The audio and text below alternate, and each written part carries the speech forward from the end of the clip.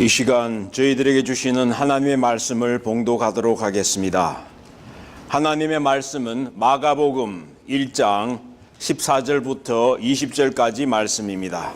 마가복음 1장 14절에서부터 20절까지 말씀입니다. 저와 여러분이 한 절씩 교독하도록 하겠습니다. 하나님의 말씀 마가복음서 1장 14절부터 20절까지 말씀입니다. 제가 먼저 14절 말씀 봉독하도록 하겠습니다. 요한이 잡힌 후 예수께서 갈릴리에 오셔서 하나님의 복음을 전파하여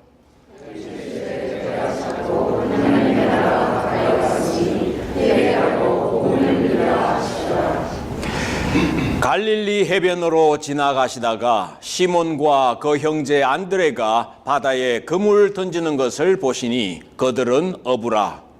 예수께서 이르시되 나를 따라오라. 내가 너희를 사람을 본받게 하리라 하시니 곧 그물을 버려두고 따르니라.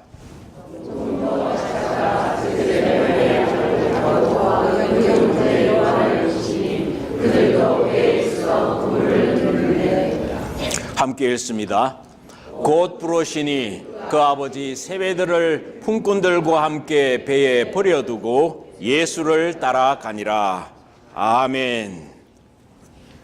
네. 오늘 저는 여러분과 함께 마가복음 1장에 있는 주님께서 복음을 전가하시기에는 천국 복음을 전파하실 때 제자들을 부르신 본문의 말씀을 통하여 함께 은혜를 받을 수 있기를 바랍니다. 주님께서 제자들을 부르셨을 때 제자들이 곧 응답하였다 하는 그 본문의 말씀을 통하여 곧 immediately they responded to Jesus calling. So 곧이라는 제목으로 여러분과 은혜를 나누고 싶습니다. 여러분 치플레이를 아시지요? 치플레이. 예. 빨간색 닭 모양의 상호를 가지고 있고 그리고 소가 나와가지고 닭을 더 많이 드십시오. Eat more chicken. 소고기를 드시지 말고 치킨을 더 많이 드십시오. 이렇게 하는 Eat more chicken이라는 로고를 내세운 패스트푸드 식당이지 않습니까? 그리고 치킨 샌드위치를 파는 곳이지요. 우리 교회 옆에도 있습니다. 미국 40개 주에 1,800개가 넘는 체인점을 가지고 있는데 이 치크필레이의 창업자인 미스터 캐티는 자신의 치킨 샌드위치를 통해서 하나님께 영광을 돌리는 것을 가장 큰 삶의 가치로 여기는 분입니다. 작년 1월 93세의 나이로 돌아가셨는데요. 그는 1946년부터 기독교 믿음 실천을 위해 일요일에는 문을 닫고 예배와 주일 예배를 중요하게 실천해 온 사람입니다. 그에게 사업 성공의 비결을 묻자 하나님의 아들 예수 그리스도를 믿고 그분이 원하는 것이 무엇인지 무엇이 옳은가를 실천하면 성공할 것이다. 이렇게 이야기를 하는 분입니다.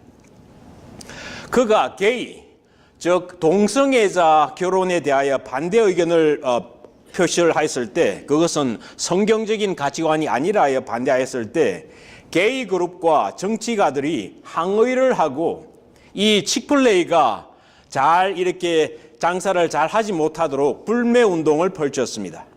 그러나 계속적으로 성장을 멈추지 않았고 결국 2013년에는 KFC를 누르고 패스트푸드 치킨 분야에서 미국에서 1, 2위를 차지하였습니다. 1등을 하였습니다. CNN 아나운서가 그와 인터뷰하는 중에 당신이 일요일에도 문을 열면은 더 많은 돈을 빌리언 달러를 더 벌을 텐데 왜 이렇게 하지 않느냐 이렇게 물어보니까 그는 나는 먼저 하나님께 영광을 돌리기를 원한다 이렇게 답을 하였습니다. 저는 이처럼 많은 사람들이 예수님을 만난 후에는 그분에 대하여서 애매모호한 또는 중립적인 입장을 취한다는 것이 불가능함을 발견하였습니다. 예수님을 발견하고 아직까지도 회색지대, 중간지대에 남는 것은 불가능하다 하는 그런 것입니다. 예를 들어 한번 생각해 보십시오. 한 남자가 있는데 그 남자가 두 여자를 가지고 줄다리기를 하면서 둘 다 놓치고 싶지가 않아가지고 그리고 비밀리에 다 함께 살다가 언젠가는 들통이 나는 것을 세상에서는 불륜이라 이렇게 이야기하지 않습니까? 바람이 났다 이렇게 이야기를 하지요. 기독교인이 세상에 한 발 담그고 또 교회에 또 다른 발을 담그면서 이렇게 카멜레온처럼 색깔을 잘 조종하여 대처 잘하는 사람을 세상은 처세에 능한 자다, 참 능력이 있는 사람이다 이렇게 말할지 모르지만은 하나님은 그런 사람에게 불륜이라는 이름으로 부른다는 것입니다. 너의 지아비가 누구냐? 너의 남편이 누구냐? 이렇게 하나님은 물으신다는 것입니다. 뜨겁지도 차지도 아니하고 미지근하면은 내 입에서 너를 토하여 내어버릴 것이다. 이렇게 하나님께서는 우리의 중립적인 입장에 대하여 따끔하게 지적하십니다.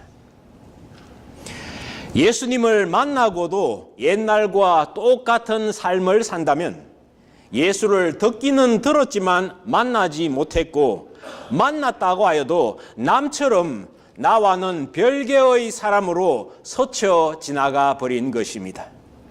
그래서 몇십 년을 교회에 다니고도 아직도 예수의 제자라기보다는 예수의 고객으로, 교회의 고객으로 이렇게 남아있기 때문에 교회에서 주는 서비스에 연연하고 사람에 연연하고 자리에 연연하고 늘 채워지지 아니하는 욕구가 그 다람쥐 쳇바퀴처럼 마음속에 남아있게 되는 것입니다.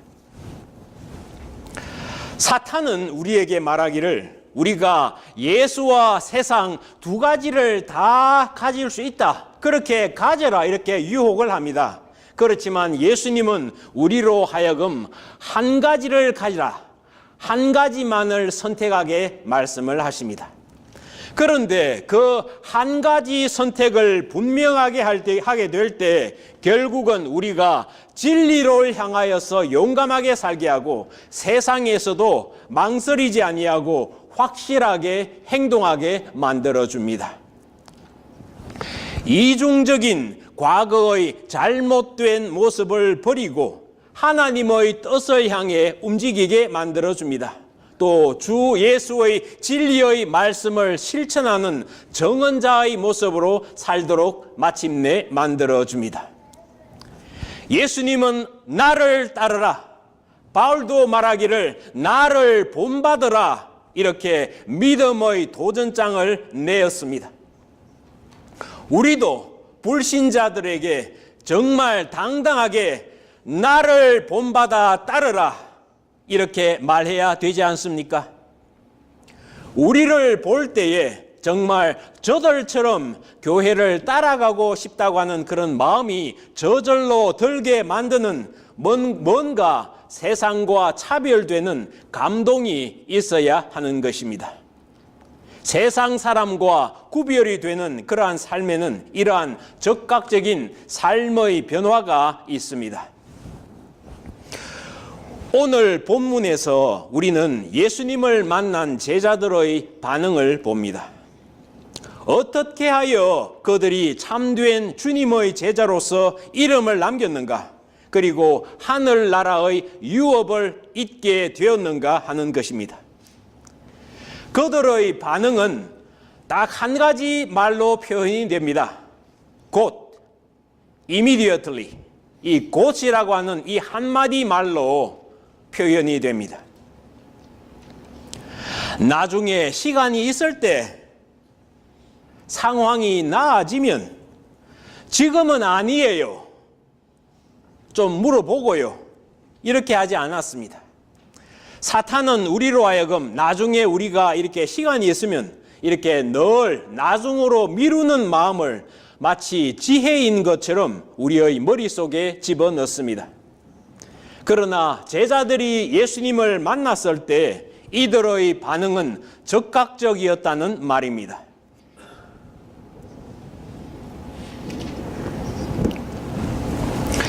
예수님은 빛이요 생명이십니다. 그리고 구원이십니다.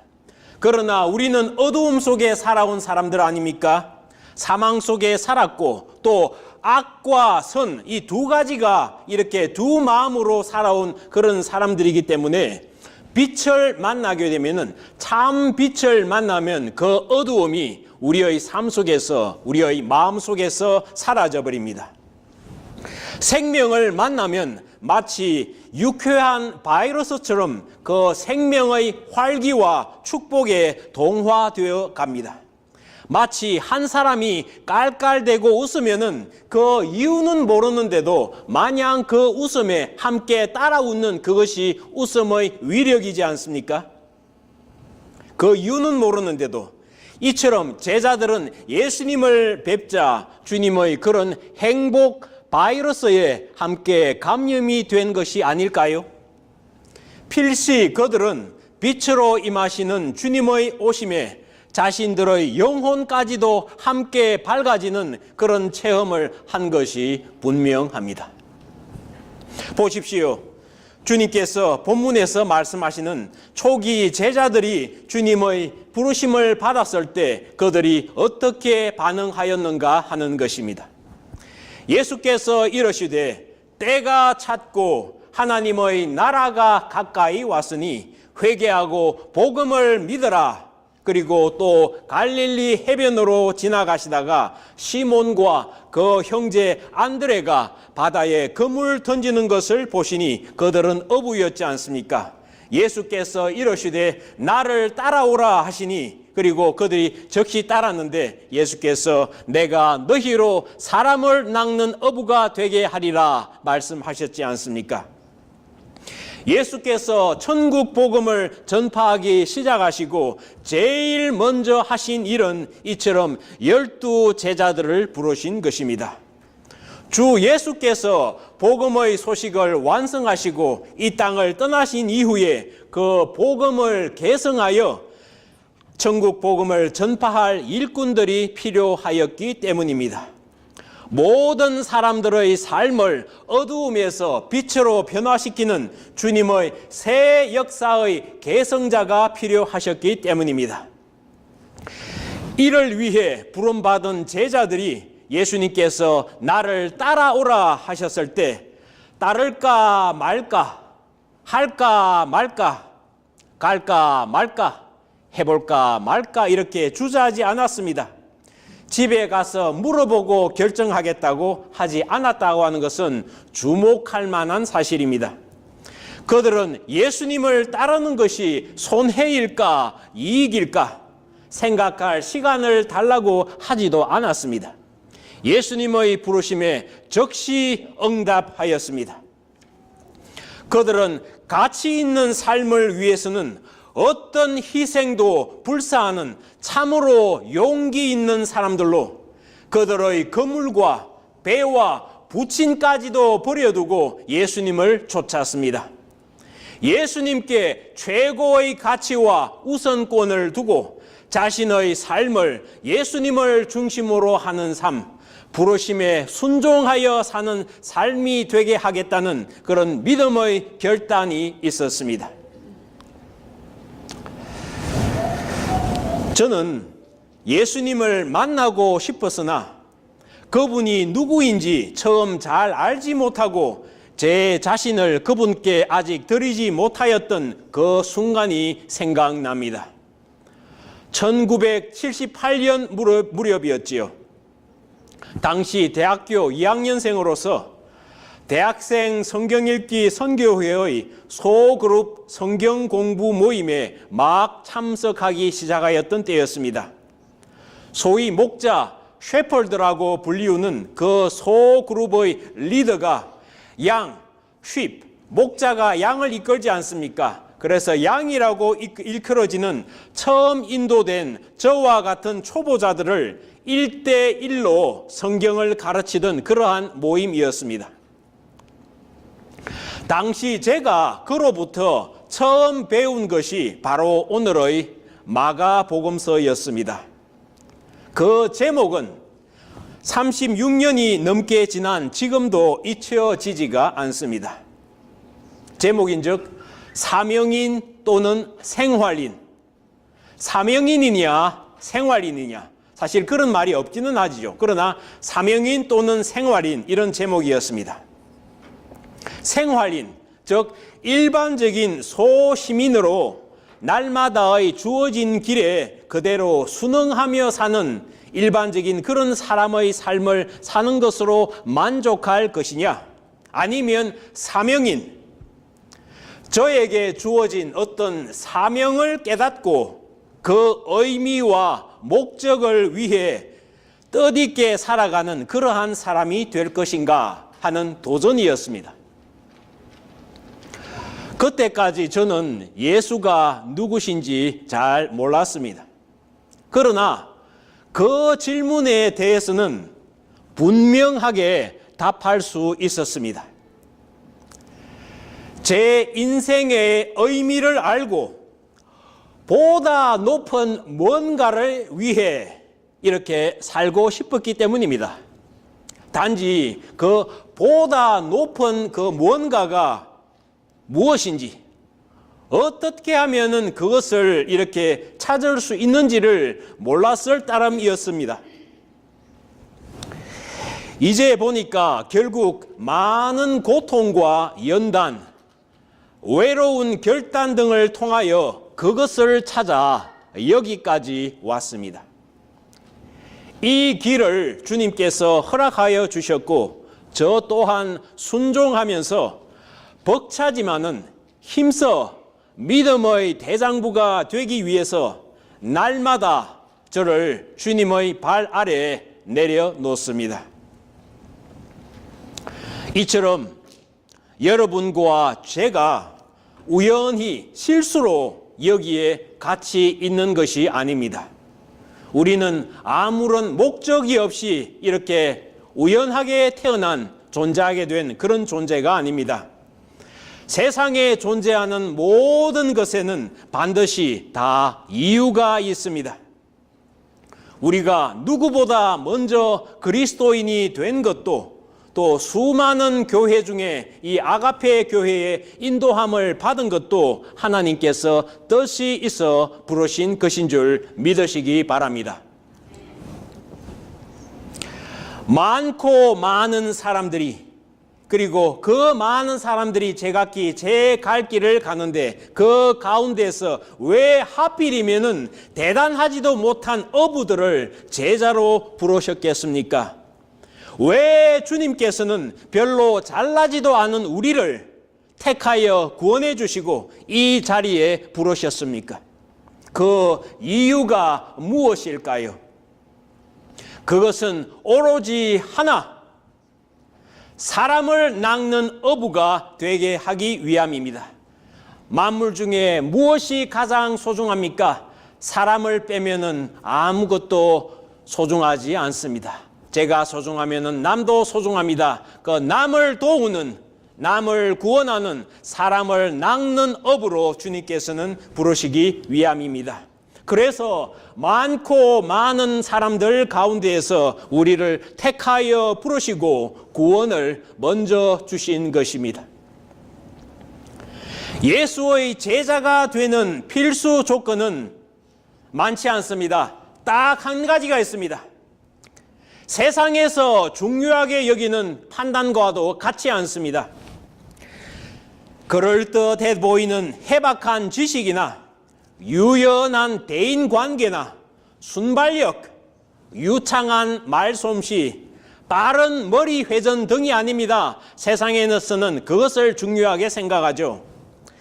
하나님 나라를 확장하는 일에 필수 조건은 다만 한 가지, 우리의 순종입니다.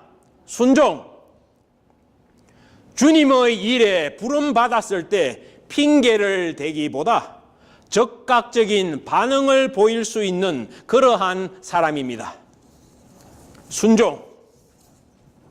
순종이 제사보다 낫습니다. 예수님의 제자들은 예수님을 만나 그분의 부르심을 받았을 때 이것이 자신들의 인생에서 전환점이 되는 때임을 직감한 듯이 보입니다. 그렇지 않으면은 자신들의 모든 것을 다 내려놓고 따를 수는 없는 것이거든요. 인간이라는 존재가 얼마나 계산에 민감합니까? 이들은 그 부르심에 온 인류를 살리고 새로운 역사를 이루고자 하는 예수 그리스도를 통한 하나님의 계획에 이처럼 참여하는 것이 특권이라고 여기고 온 마음과 온 힘을 다하여 골몰한 것으로 보입니다. 이들과 같이 자신들의 정력과 시간과 마음과 뜻, 그 모든 것을 다하여 몰두할 수 있는 그 무언가를 예수님께서 발견한다는 것이 얼마나 축복되고 얼마나 아름다운 것입니까? 지난주 조선일보에서 서울대 종신교수직을 던지고 기업 연구원 되다라는 제하의 기사를 읽었습니다. 누구나 선망하는 직책이 서울대 교수 자리가 아닙니까? 그것도 종신교수직임이 참 명예로운 그러한 자리인데 이를 박차고 기업 연구원이 되다니 호기심이 일었습니다. 반도체나 전지에 들어가는 소재 분야의 세계적 권위자인 이진규 교수가 LG 연구소로 자리를 옮긴다는 그러한 내용이었습니다. 정말 쉽지 않은 결정으로 보였는데 그런데 그의 말이 재미있었습니다. 왜 자신이 옮기는가 하는 그의 말이 재미있었습니다. 루이 파스테르의 말을 인용하여 말하기를 순수 과학이나 응용 과학이라고 하는 것은 존재하지 않는다. 이렇게 파스테르가 이야기를 했다고 합니다. 과학이라는 것은 과학이 그냥 있고 그리고 그 과학의 응용이 있을 뿐이다. 그 순수 과학이나 응용 과학이라고 하는 이런 구분은 존재하지 않는다. 이렇게 파스테르가 이야기를 했습니다. 그리고 그가 사실 우리가 요즘 먹는 저온 우유 있지 않습니까? 파스테르 우유, 이것을 개발한 분이죠. 이 순수 과학이다, 이렇게 상았다, 대학에 있으면서 이렇게 진리만 탐구하는 그런 과학과 실생활에서 기업체에서 연구하여서 응용하는 그런 과학의 그런 구별은 없다, 이렇게 파스테르가 이야기했는데, 이분은 이야기를 하기를 지금까지 제가 나무를 열심히 키워왔다면 그것은 일종의 순수 과학이죠. 나무를 연구를 함을 통하여 나무를, 과학이라는 이런 나무를 열심히 키워왔다면은 이제는 그 열매를 따려고 합니다. 실제 생활에서 사람에게 어떻게 유익이 되는, 응용이 되는 것이 되는지 그 열매를 따려고 한다는 것입니다. 이것은 더 재미있는 것을 찾아가는 과정 중의 하나입니다. 다른 사람들은 이것을 보고 여러 가지로 이해하는지 모르겠지만은 저로서는 이것은 더 재미있는 것을 찾아가는 과정 중의 하나다, 이렇게 이야기를 하고 있습니다. 자리를 옮기는 이유로서 재미라고 하는 말을 사용하는 것이 참 인상 깊었습니다. 교직에 머물지 않고 기업체로 가서 좋은 과실이 맺히는지 이렇게 지켜보는 그러한 발상의 전환을 추구하는 것이 참 신선해 보였습니다. 삶은 속도가 아니라 방향이다, 이런 말이 있지 않습니까? 아무리 빨리 가더라도 그것이 인생을 결정하는 것이 아니고 어떠한 방향으로 나아가느냐, 그것이 삶을 결정한다. 삶은 속도가 아니고 방향이다, 그런 말이 있지 않습니까? 이 교수가 인생의 재미를 위해서 삶의 방향을 바꾸는 것이 옳다면 예수 안에 있는 우리도 삶의 근본적인 목적을 생명 구원에 두고 이런 올바른 방향으로 전환할 때 또한 그 삶에는 재미 또한 있게 될 줄로 믿으시기 바랍니다. 주님께 순종할 때 우리의 삶의 방향이 놀랍게 전환됩니다. 자신의 일상적인 삶의 한계에 갇혀 그 이상을 보지 못하던 삶에서 방향 전환이 일어나 영원한 하나님 나라를 바라보는 영적인 소경에서 눈을 뜨고 그 나라의 유익을 위해 자신을 투자하는 그러한 일이 일어납니다. 이러한 전환은 한 사람이 학교를 떠나 기업체로 가서 지금까지 한 연구의 결실을 따려고 방향을 바꾸는 개인적인 그러한 전환보다 훨씬 강력한 것입니다. 창조주의 구원 사업인 인간의 목숨을 건지는 일에 동력자, 파트너로 부르신 그 장구적인 일에 투자하는 더 가치 있고 보다 유용한, 보다 영원한 그러한 일입니다. 창조주이신 하나님 아버지와 창조물인 우리 인간의 오직 하나인 그러한 공동 프로젝트에 초대받는 것입니다.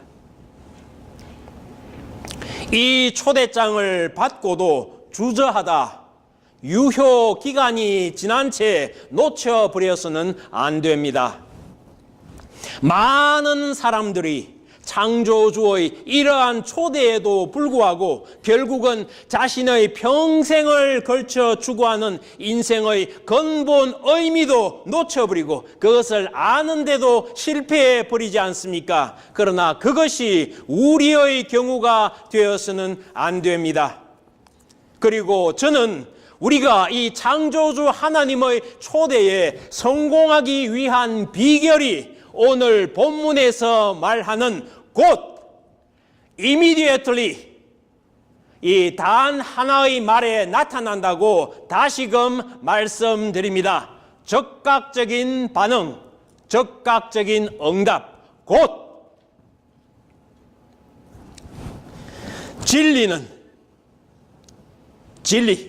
진리라고 하는 것은, 그리고 그 안에 있는 생명은 머리를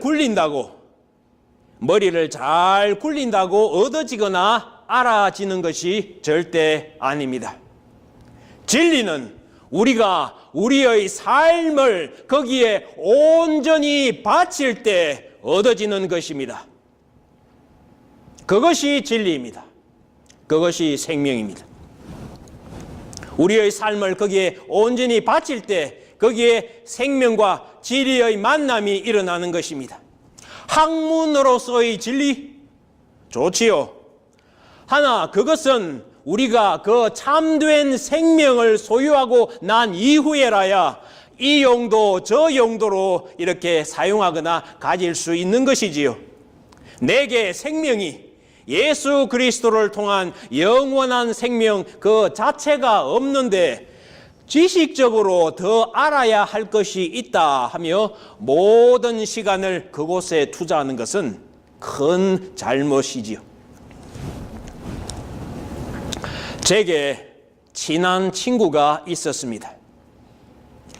같은 고등학교에 그리고 대학까지 그리고 같은 과를 같이 했습니다. 아직도 상아탑에서 후학을 위해 가르치고 있습니다. 제 친구는 예수의 맛을 압니다. 그러나 그는 저에게 지금은 이대로가 좋다.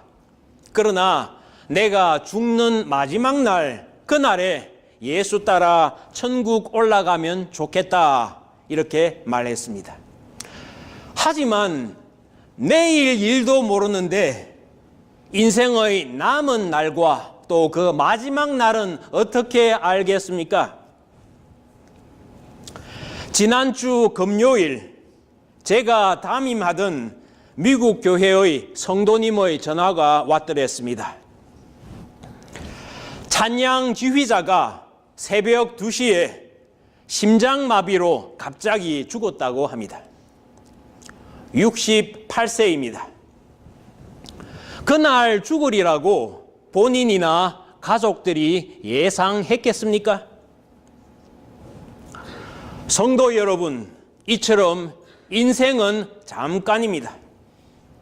지금 살아있는 이 순간에 모든 정성을 다해야 합니다. 진리이신 예수를 만나고도 그를 받아들이고 말씀에 순종하지 아니하고 인간의 꾀로 재면은 주님 예수의 생명이 나의 것이 되지 않아요. 예수님의 초청에 적극 반응하라고 성경은 말합니다. 주님은 너희가 무엇이냐? 오늘 보이다가 잠깐 있다가 사라지는 안개니라. 그렇게 말씀하십니다. 이 땅은 우리의 정거장입니다. 잠깐 있다가 지나가는 곳입니다. 천국 열차를 타고 우리는 곧 떠나야 합니다. 예수님의 초청을 두려워하지 마십시오. 우리로 사람 낚는 어부가 되게 하시는 주님의 초청은 많은 이들을 죽음에서 죽음에서 생명으로 옮기는 거룩한 천국 백성으로 만드는 그러한 하나님의 프로젝트입니다. 이 초청에 주여 올소이다, 이 일에 나를 써 주시옵소서라고 곧 고백하는 저와 모든 성도 여러분이 되시기를 간절히 축원드립니다. 네, 기도하겠습니다. 오 거룩하신 주님의 은혜를 감사합니다. 저희가 아무리 머리로 재고 자로 재고 이 생각 저 생각하고 할까 말까, 가볼까 말까, 내 인생을 투자할까 말까 많은 시간을 보낼지라도 결국 인생은 결단이요, 인생은 결국 행동이요, 올바른 방향으로 나아가느냐 마느냐 하는 그것이 저의 인생을 한 걸음씩 올바른 곳으로 변화의 삶으로 이끌어 주는 것입니다. 오 주여, 저희로 하여금 참으로 지혜롭게 하여 주옵시고 창조주의 부르심에 주여 내가 여기 있사오니 나를 받아소서, 나를 드리나이다 적극 반응하는 저와 모든 성도 여러분이 되게 하여 주시옵소서. 나사렛 예수 그리스도 이름으로 감사하며 축복하며 기도드리옵나이다. 아멘.